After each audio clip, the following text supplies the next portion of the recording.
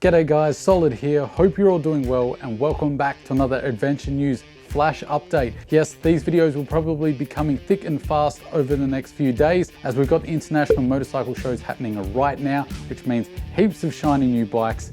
And I've only had 3 hours sleep, so let's just dive straight into the topic of the day, and that's the Beta ALP 4.0 and the 4.0 X. I've had heaps of comments already asking me, Solid, is this the unicorn we've all been waiting for? Well, let's find out. Start it up.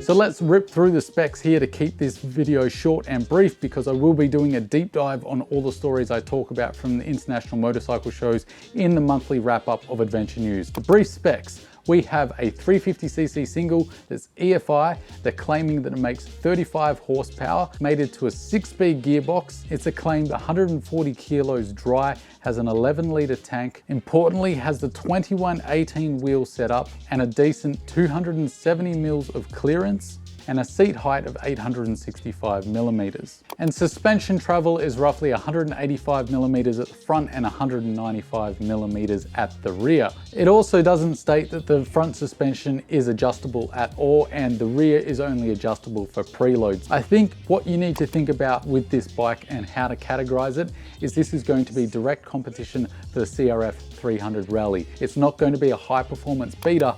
Think dual sport, not enduro bike when you're looking at these specifications. Now in comes the X, which is the more road-going version. I know that's confusing. I thought the X would be the more off-road capable version, but that's not the case. The first thing that stands out about the X is this is a lot easier on the eyes than the standard 4.0, despite it being less capable off-roads. It has a 1917 wheel combo, so that's more road-based. It's also 2 kilos heavier than the 4.0. It has 10 mil less travel in the suspension and in the ground clearance, and it also has a lower seat height at 855 millimeters.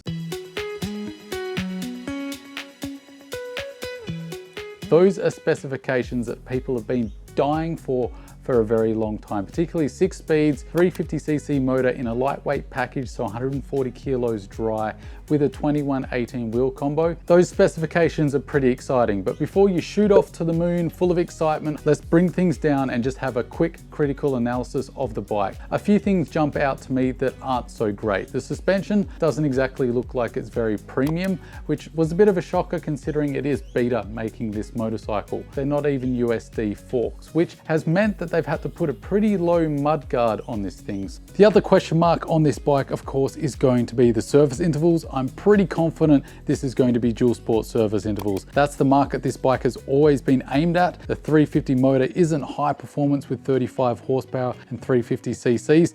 It would be very silly for Beta to put a motor that's measured in hours in a frame and package that's heavier than the 390 or the 480RR, which is already road legal. It doesn't make a lot of sense. It will be very important to a lot of people, so we'll have to wait and see exactly what it is. The other thing is that this isn't a purely Beta engine. This has been designed in partnership with Teo Motorcycles. They're one of China's biggest motorcycle manufacturers, so Beta have been in partnership with them to design the new motor. We also have a question mark over the reliability. Is it going to go the distance? Those are the question marks I've got.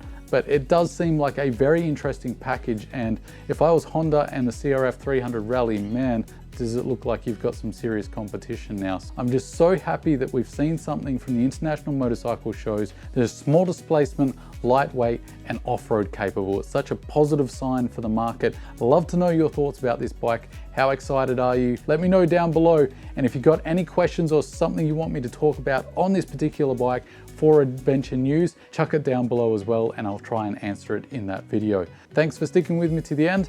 Don't forget to stay shiny side up, and I'll see you in the next one.